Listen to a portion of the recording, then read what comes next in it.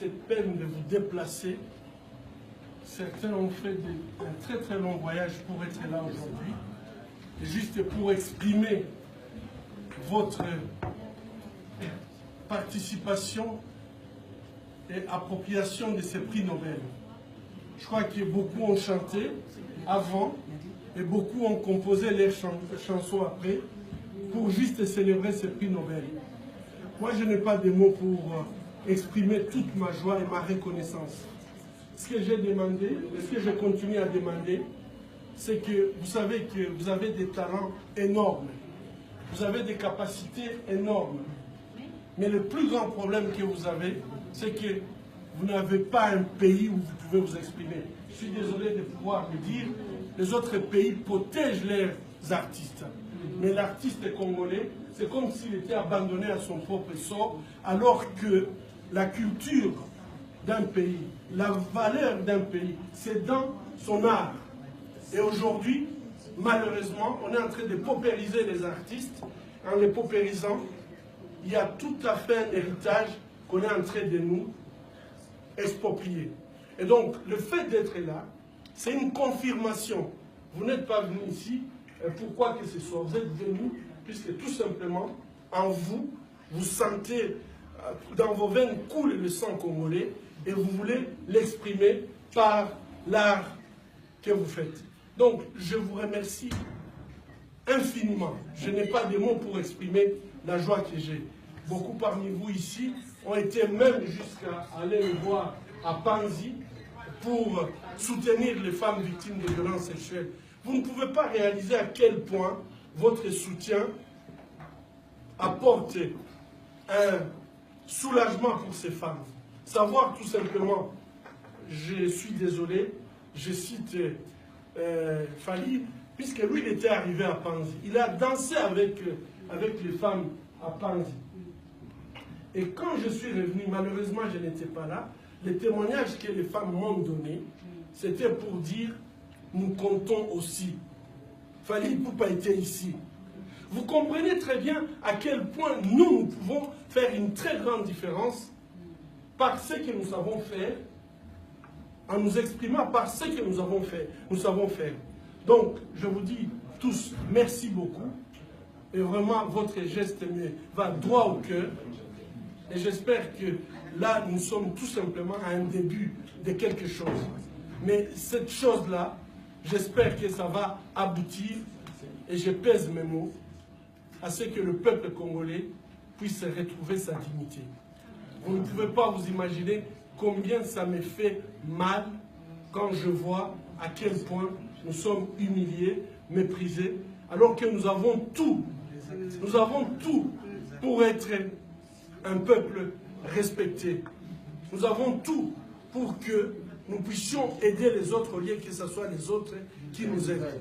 Mais aujourd'hui, nous sommes dans une situation de paupérisation à tel point que même ceux qui ont de moyens, et permettez-moi de pouvoir le dire, cette culture de paupérisation fait que celui qui a 10 $, il se bat tous les jours pour avoir encore $1 pour manger. Ça, on peut comprendre. Mais quelqu'un qui a 1 million, il se bat pour avoir 10 millions.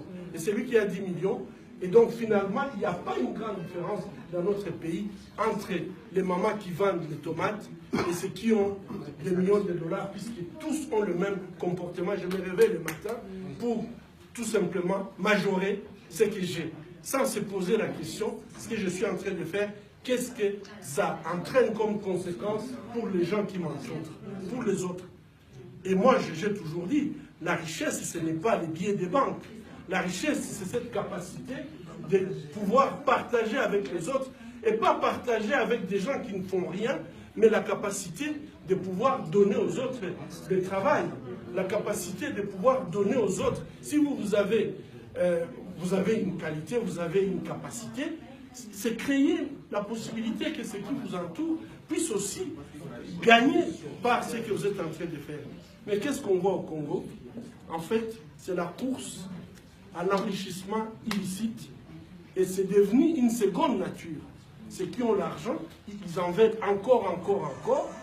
et ceux qui n'ont rien font la même chose. Et pour moi, ça n'a pas de différence. La grande différence qui peut exister, c'est lorsque quelqu'un considère que ce que j'ai, je dois créer des emplois.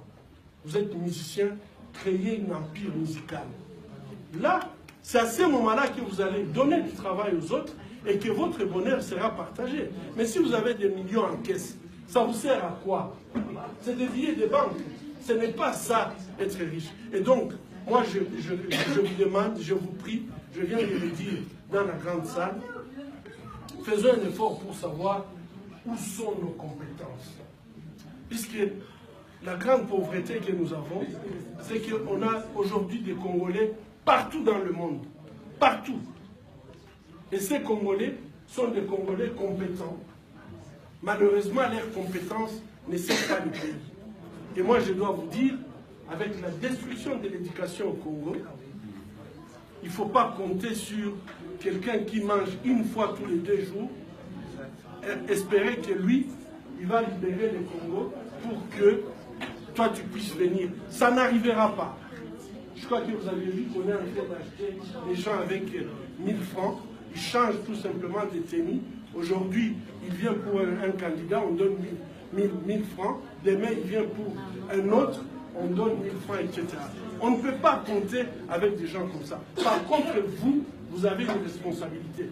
Par vos chansons, par votre capacité de créer des entreprises, par votre capacité de communiquer, par votre capacité de créer des stratégies, moi je suis certain que notre pays peut s'en sortir si tous les Congolais mettent leurs efforts ensemble pour résoudre les problèmes que vous connaissez.